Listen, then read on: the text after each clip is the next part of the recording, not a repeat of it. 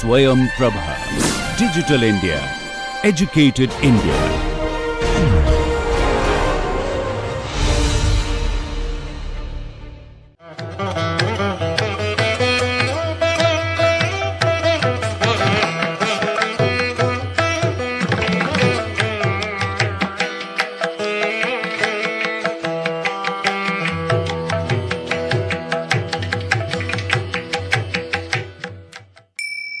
Namaste.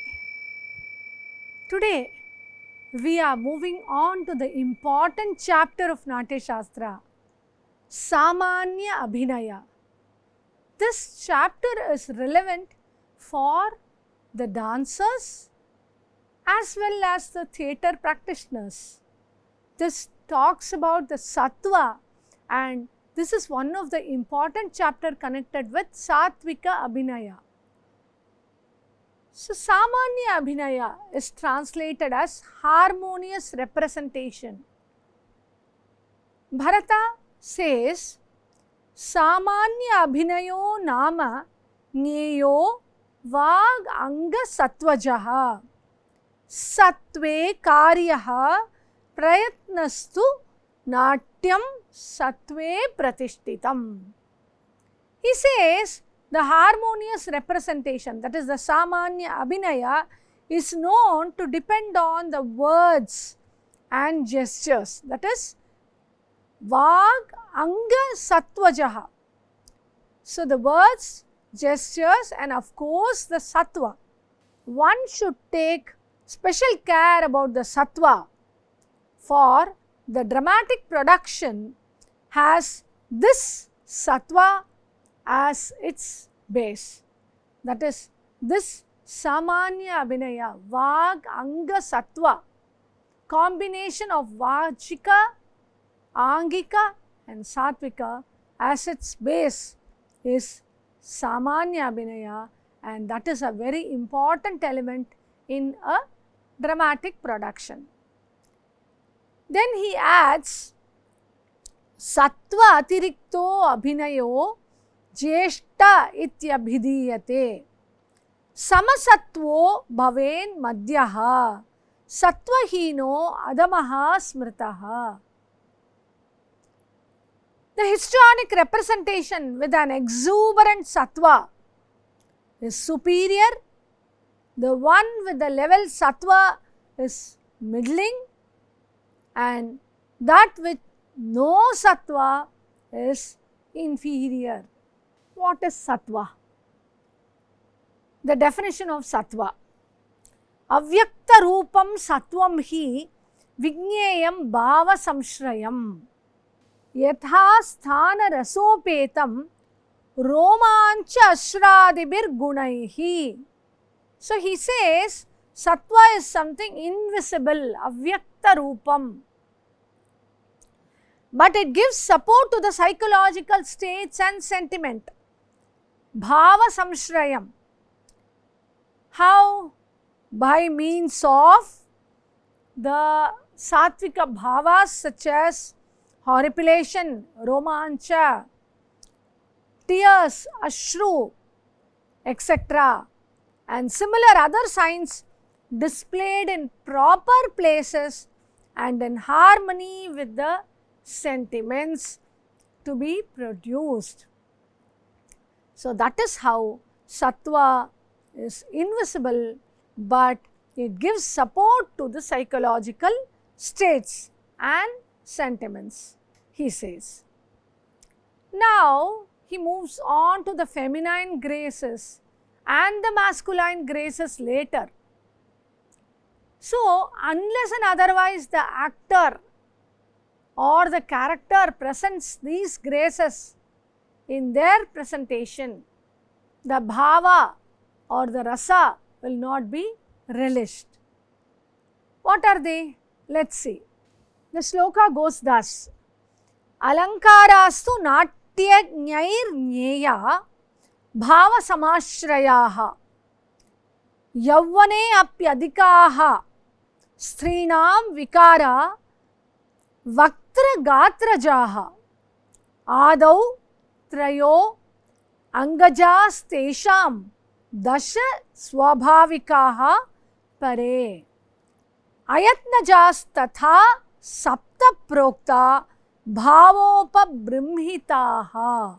He says dramatic expressions known to the younger women, the graces, the alankaras connected with them are to be the supporting the sentiments in a drama, and these consists of changes in respect of their faces and other limbs of the body. Of these, firstly, the change of limbs, angaja, is of three kinds. The next one is sahaja, natural, that is of 10 varieties. And finally, ayatnaja, involuntary, it is of 7 types. So, what are they? Angaja, sahaja and ayatnaja, or angaja, swabhavaja and ayatnaja. First he explains angaja. Dehatmakam bhavet sattvam sattvat bhavaha samuttitaha bhavat samuttito havo havad hela samuttita. So he says feeling, its expressions ordinary of graceful, arising from one another, being different aspects of sattva, is connected with the physical nature, that is from the deha. Dehatmakam bhavet is sattvam, that is the sattva comes. Sattvat bhavaha, so the bhava, the feeling, it arises out of the sattva. Bhavat samuttito havaha and havad hela samuttita. So everything arises from sattva, either the bhava or the hava or the hela, he says. What is sattva? The different aspects of sattva are seen here. Sattva, actually the inner purity or the inner concentration, from that arises the feelings or emotions. So let us see what they are.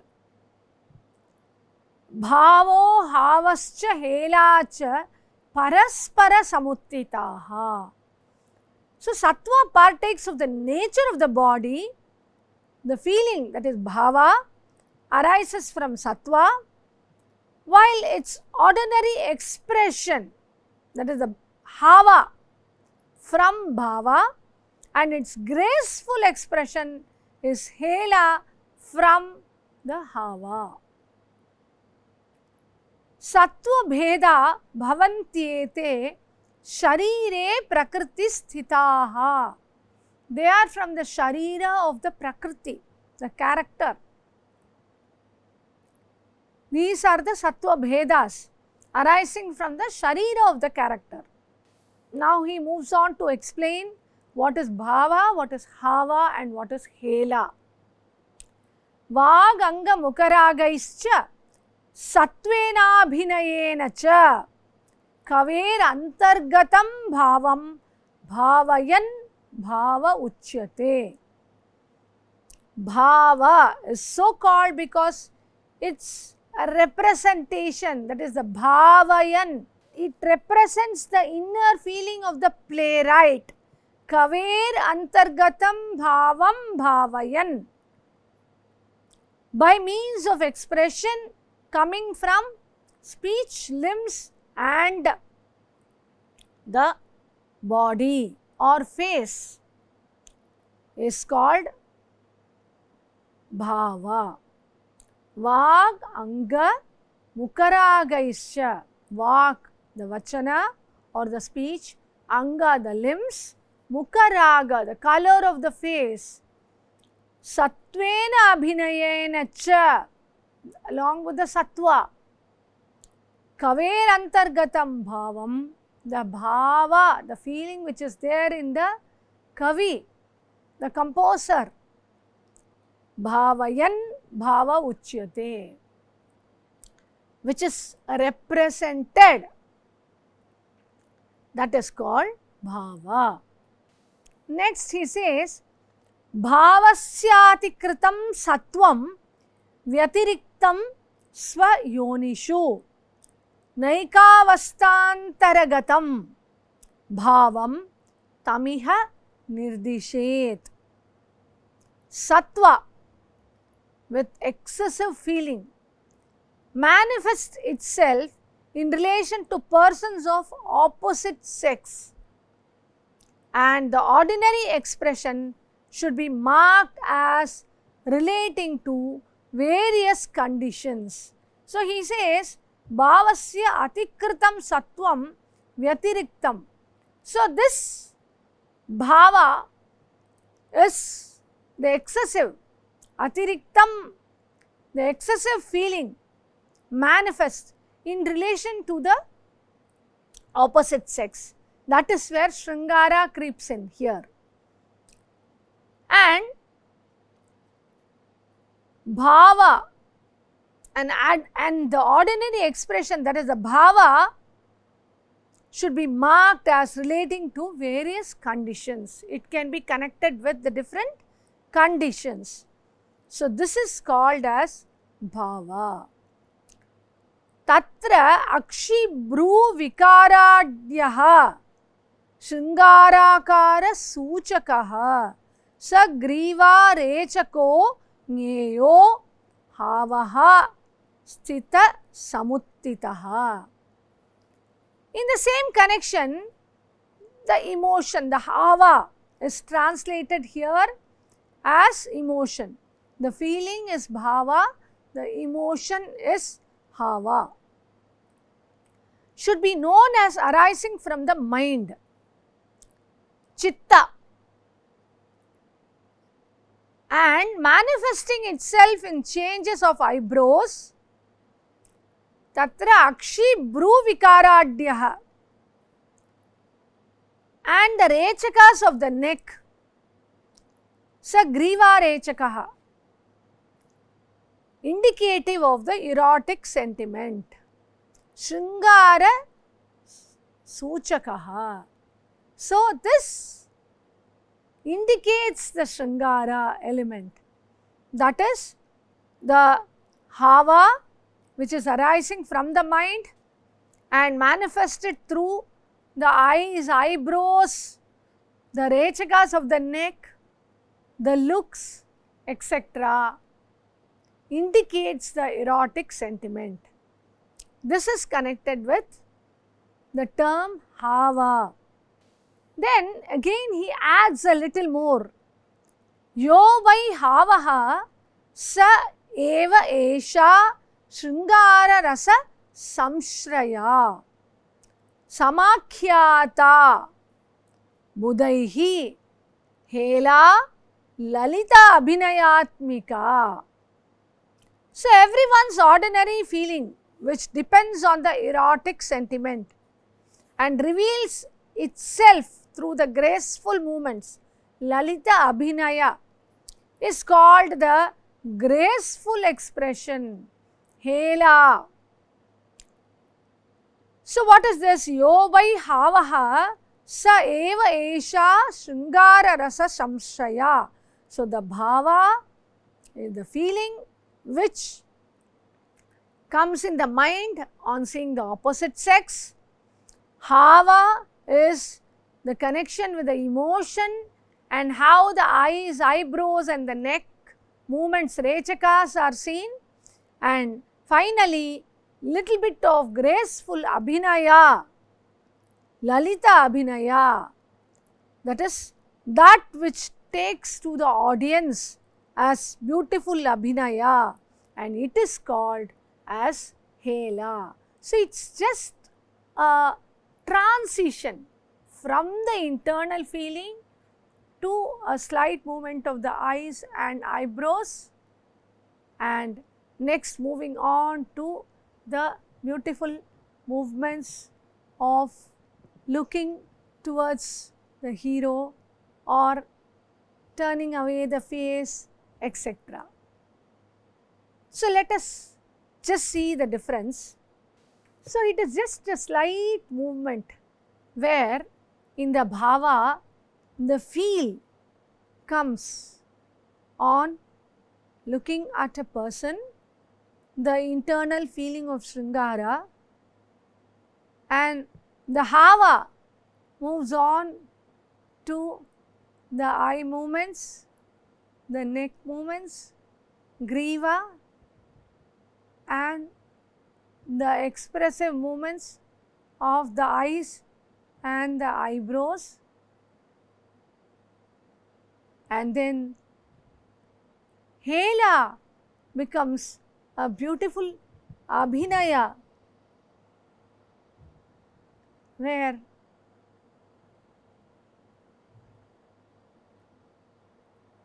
it is made to understood to the audience through the expression. So these are the levels of bhava, hava and hela. Let's move on to the next one. The natural graces of women, that is the swabhavaja or the sahaja. They are of 10 kinds. What are they? Leela, vilaso, vichitti vibhramaha, kilakinchitam, mottayitam, kuttamitam, bibboko, lalitam tatha, vihrutam cheti vigneya, dasha strinam swabhavajaha, alankaras tathai tesham, lakshanam shrunuta dvijaha. The 10 natural graces, alankara of women are sportive mimicry, leela. Next is amorous gestures, vilasa. Then the vichitti, dishabille, the vichitti, and then the confusion is vibhrama. Then the hysterical mood is kilakinchita, and the manifestation of affection is mottayita. Then the pretended anger is kuttamita. Affected coldness is bibboka. Rolling is lalita. And want of response is vibhrita. So now he explains each and every element of these 10 graces.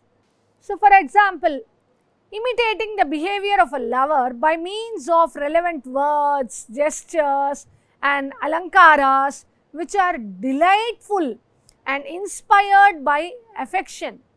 It is called sportive mimicry. You mimic yourselves sportively.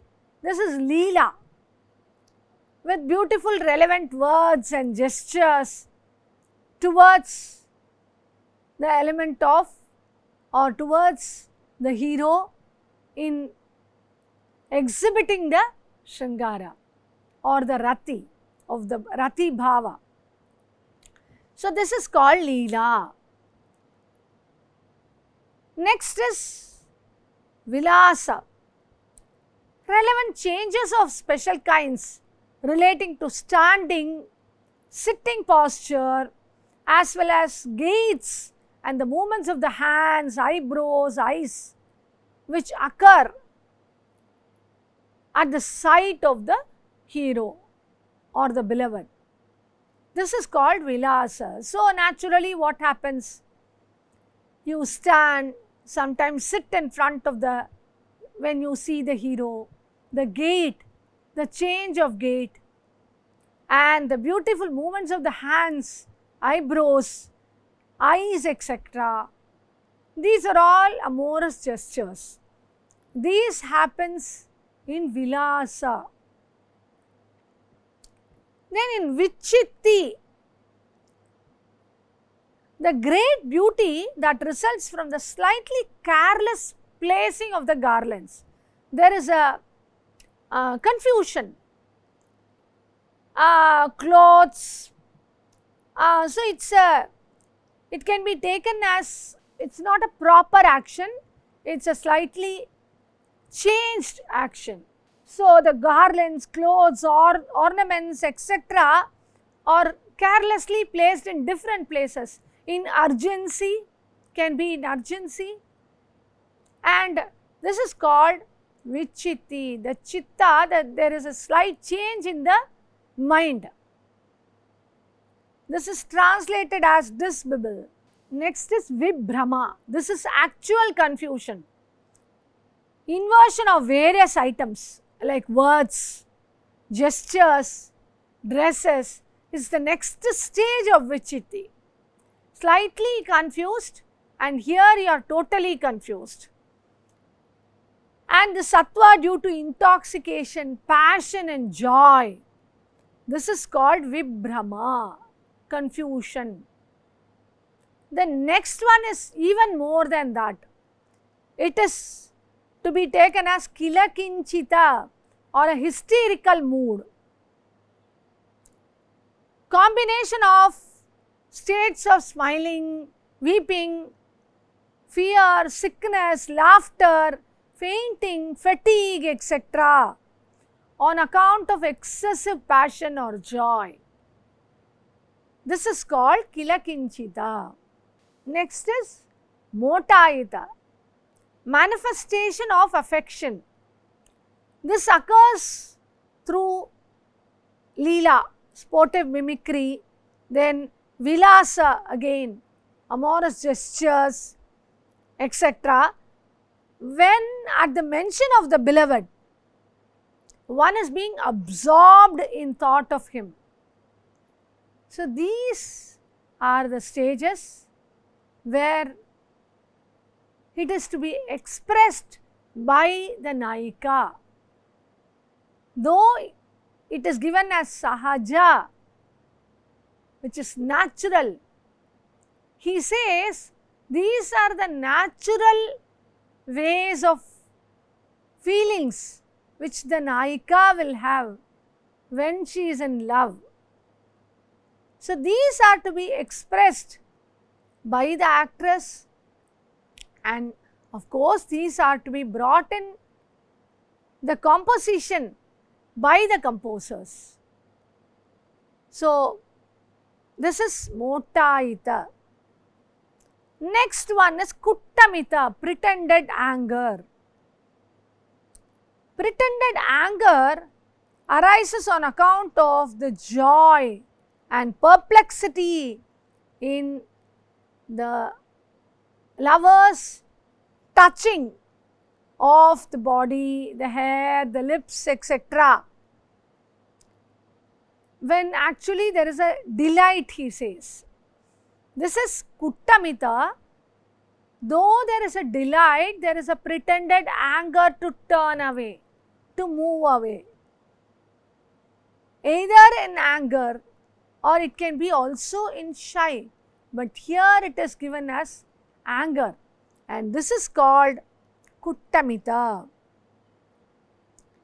Next is bibboka, affected coldness, indifference, which women should show on account of pride.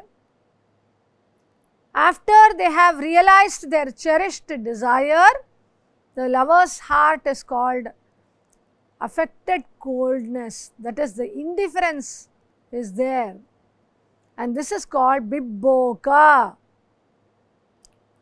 Next is lalita, the grace, the lolling grace. Graceful movements of hands, feet, brows, eyes, lips, etc. made by women is called lalita, which expresses the grace. Next is vihrita, want of response. So that is due to bashfulness, pretense and nature. Women do not make any reply to the lover even when they have heard his words. This is called want of response, vihrita. Sometimes they just turn away as though they have not heard the words, so that either the lover repeats again and again. It might be the love sequences, or it can even be the turning away responses. So this is called vihrita. So accordingly, Bharata says these 10 are natural for women. So these are to be incorporated in the element of natya, the production of a drama or a dance production, where these will be given as the graces of nayikas. Next, he moves on to the involuntary graces of women. Involuntary graces of women. Ayatnaja. Without yatna, without effort, it will be there on their body. What are they? Shobha, Kantischa, Deeptischa, Tatha Madhuryamevacha, Dhairyam, Pragalbhyam, Audaryam ityete syuhu ayatnajaha. The involuntary graces are beauty, Shobha, charm, Kanti, delicacy, Madhurya, radiance, Deepti, self-control, Dhairya, courage, Pragalbhya, and dignity, Audarya. So what are they? The first one is beauty, Shobha, the decoration of limbs according to the good physical form, youth, loveliness, being rendered manifest after the enjoyment of love. So it is called Shobha. Next is Kanti, charm, beauty which is full of lovers' passion. It is called charm, Kanti. And next is the Deepti, where a high degree of charm is there. It can be taken as radiance. Next one is delicacy, moderation in the movement of the limbs in all conditions. Especially, he says, in Deepti and Lalita, it is called delicacy, Madhurya. The next one is Dhairya, self-control, a natural bent of the mind, which in all matters is free from rashness and boasting. It is called self-control, Dhairya. Next is Pragalbhya, courage, the quality of not becoming agitated in speaking or acting, and that is called courage or Pragalbhya. Then being courteous, courteous bearing in all situations. It is called Audarya, dignity. The next one is, he says, these are connected to the performance of an actress or a dancer, accordingly with delicate nature, and these are to be incorporated in the drama.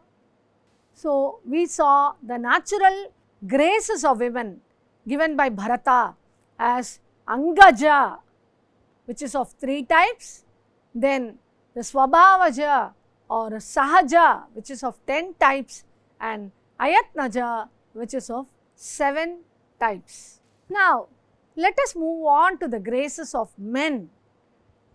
the 8 aspects of male sattva is given by Bharata. He says, here he does not give a variation, they are just 8 in number, connected with the body and the mind. They are Shobha, Vilasa, Madhurya, Stairya, Gambhirya, Lalita, Audarya and Tejas. Bharata says Shobha, Vilaso, Madhuryam, Stairyam, Gambhiryamevacha, Lalitaudarya Tejamsi, Sattva Bhedastu Paurushaha. So Shobha is brilliant character, Vilasa is a graceful element, Madhurya is self-possession, Stairya is steadiness, Gambhirya is that which has gravity, and Lalita sportiveness, Audarya nobility, and Tejas spirit. These are the 8 elements of sattva in male, that is the aspects of male's sattva. Now let us move on to the explanation. Shobha. He says the skill in heroism, energy, aversion to mean acts and emulation of the best virtues constitute Shobha. That is a brilliant character. Second one is Vilasa. Eyes moving straight, gait as graceful as that of a bull, and smiling words constitute Vilasa, the graceful bearing. Madhurya. If due to long practice, one's sense organs, their firmness even when great changes of the natural state have occurred, it is called Madhurya, self-possession. Next is Thairya.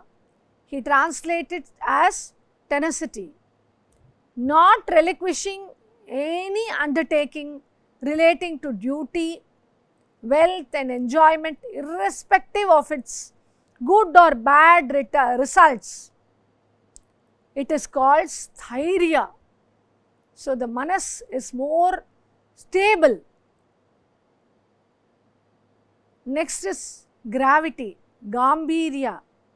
Gravity is something due to an influence of which outward changes.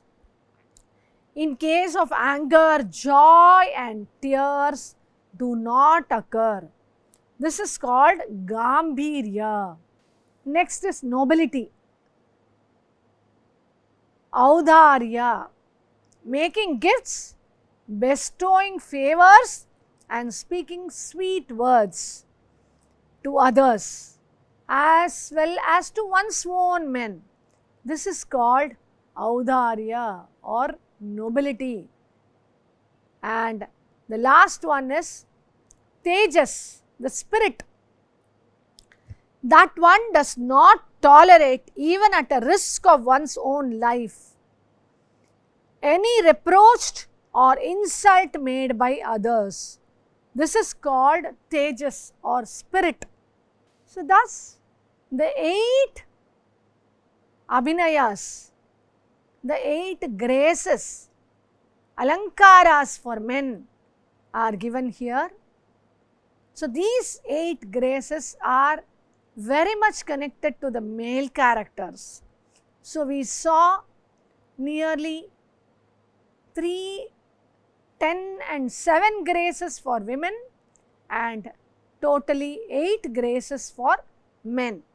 Now he moves on to the representation through the body. So here in this chapter you will see the combination of Angika, Vachika and Satvika together. That is Anga Vak Sattvajaha. He says, Sattvajo Abhinayaha Purvam Maya Prokto Dvijottamaha.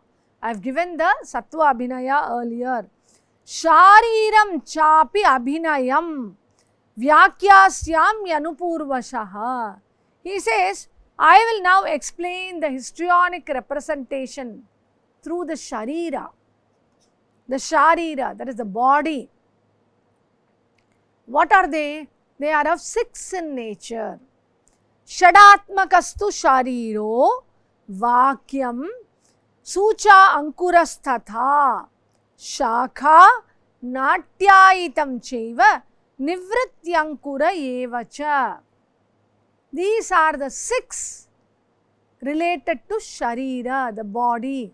First one is Vakyam, words. Next is Sucha, indication. Ankura, sprout. Shaka, the branch, that is the hand gestures. Natyayita, that which is presented through Natya, representation. Nivritti Ankura, where the sprouted Ankura is finally understood or it reaches the finale. So let us see the explanation of all these 6 now. First is Vakya. Recitatives in Sanskrit and Prakrit composed in verse of prose, when they possess meaning, give various sentiments and they constitute the histrionic representation of words. So, it is coming out of our body. So, that is why this also comes under Sharira. Next is Sucha. When the meaning of a sentence or a sentence itself is indicated first by Sattva and gestures and then by verbal representation, it is called Sucha. So, first you represent a particular bhava through, indicate it through Sattva and even the gestures, and then the spoken words come out. So, it is called Sucha. Next is Ankura. When one skillfully represents by gestures in the manner of Sucha and having the same source as the feeling which one has in one's heart, it is called Ankura. That is, skillfully representing by the gesture. That is, it is not directly telling that, but indicating skillfully through gestures. It is Ankura, so it sprouts out like might. It can be connected with the eye movements, eyebrow movements, lip movements, etc., which suggest love on seeing the hero. This comes under Ankura. Next is Shaka. The representation that is made in due order by the limbs of the body. That is the head, face, shanks, thighs, hands, feet, etc. That is, these can be taken as branches of the body. So, it is not only the hands here. Earlier we saw Shaka as hand gestures, but here it is the whole body. And it is called Shaka, the representation through the limbs of the body. So, it is a higher level than Ankura.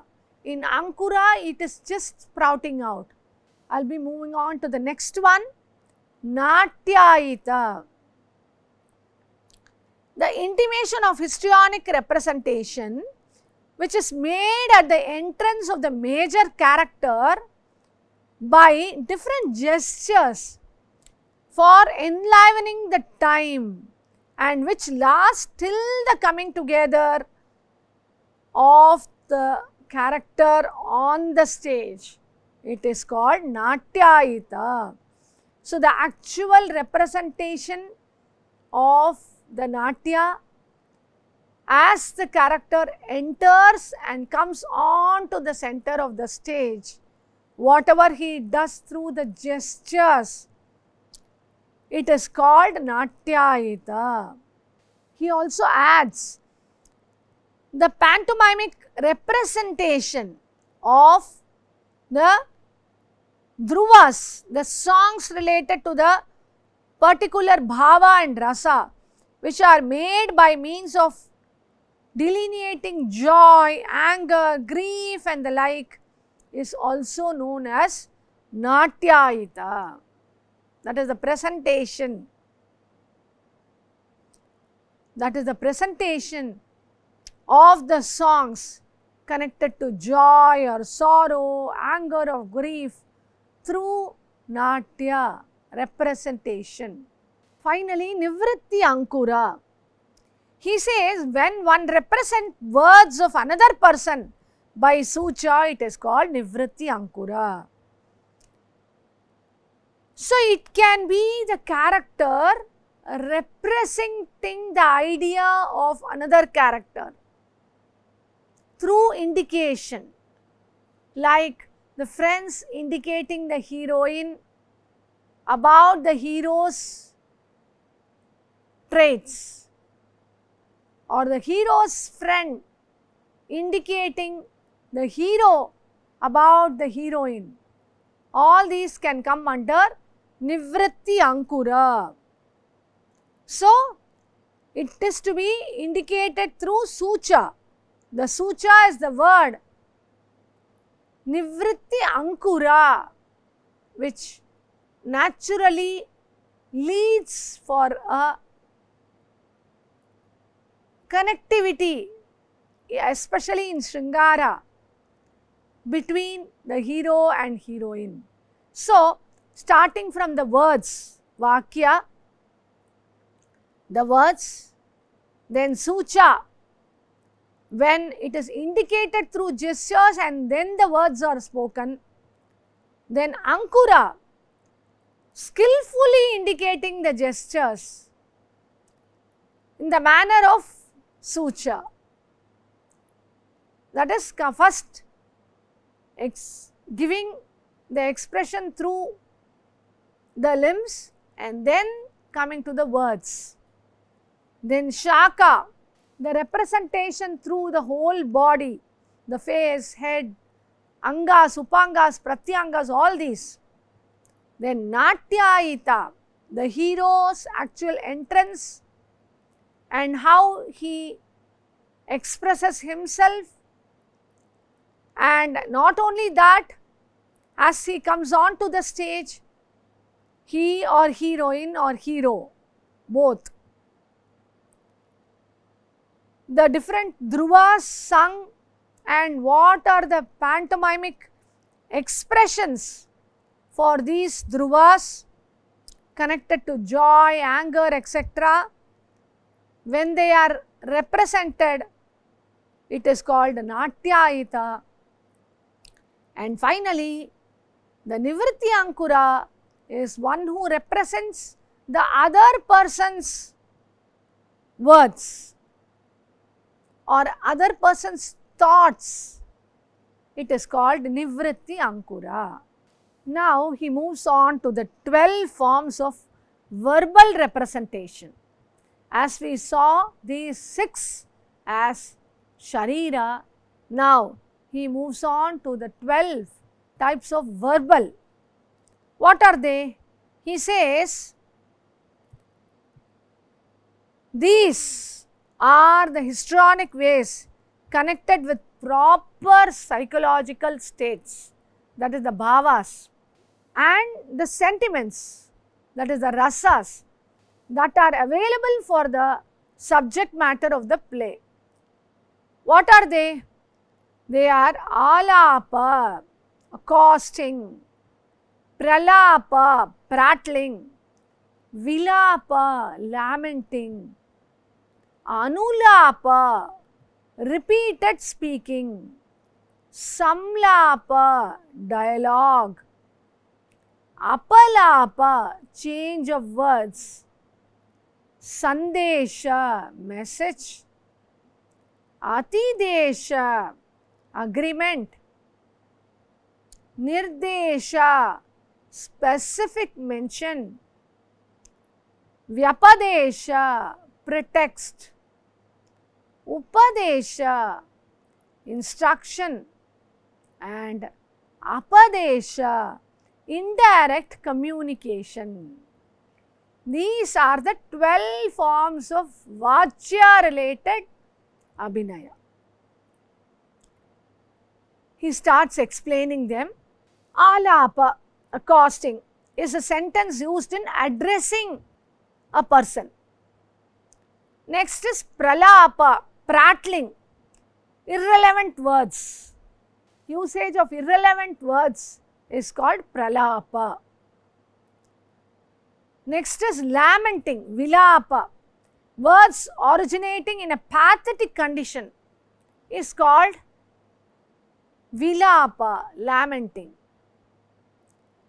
Anulapa, speaking again and again on anything, that is repeated speaking. It is called Anulapa. Samlapa, it is a dialogue made up of utterance and counter utterance. It is called Samlapa. We have the term counter, Samlapa, counter utterance. Next is Apalapa, change of words is the alteration of words spoken before. Whatever you have spoken before, you change and speak again. That is called Apalapa. Next is Sandesha, speaking to that person as a message, sending a message. Next is agreement, that is Atidesha, telling that you have said what was uttered by me. It is an agreement, Atidesha. Next is Nirdesha, it is a specific mention. It is the same I that is speaking. So this is Nirdesha, a specific mention. Then Vyapadesha, a pretext to speak with the purpose of deception. It is called Vyapadesha, a pretext. Next is Upadesha, to do this or do that, giving an instruction is Upadesha. Next is Apadesha, indirect communication, saying anything on behalf of another person is Apadesha. That is how we have got all these 12. We can connect this to our vachanas, the dramatic elements, the Vachika Abhinaya. And also in dance, it can be connected with the lyrics. We can see the lyrical beauty which has all these Vachya Alankaras. Then he moves on to explain other 7 forms of Vakya Abhinaya. What are they? Pratyaksha, treats an act visible. Paroksha, which is invisible. Atmastha, it may relate to the one's own self. Parastha, it may relate to another.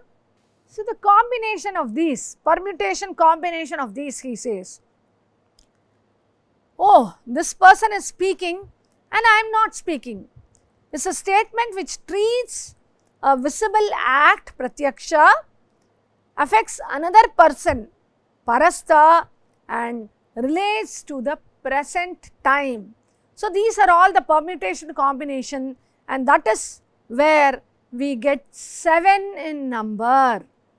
Pratyakshascha, parokshascha, tatha kalakrittastrayah. Atmastascha, parastascha, prakaraha, sapta chaivatu. These are the 7 varieties. All these relate to the present time and the future time. Bharata gives beautiful examples for all these elements, 7 varieties of Vakya.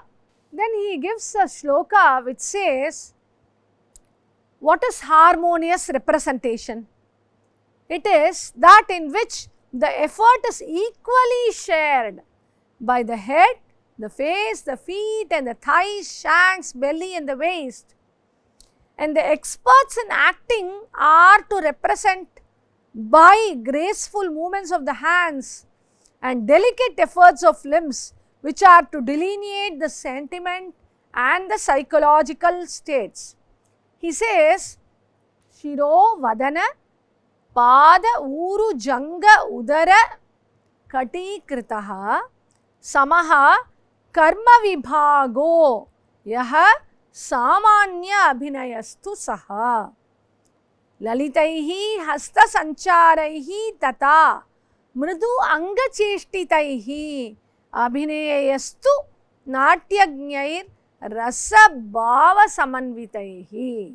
He also adds, the acting which is performed by physical effort, which are not violent, hurried or complex, and which rest on proper tempo, laya, the time, tala, and the measurement of kalas, and in which words are distinctly uttered without harshness and hurry.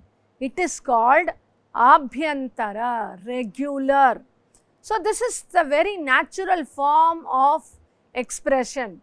That is, it will not be violent, hurried or complex, and it will follow the laya, thala, particular style of measurement, etc. It is called abhyantara. When it is of the opposite kind and observes free movements and is not combined with songs or instrumental music, it is called bahya. It is irregular. So the regular can be taken as that which comes under the lakshana, that is abhyantara, and irregular can be taken as that is which is outside the prescription of the shastra, that is bahya.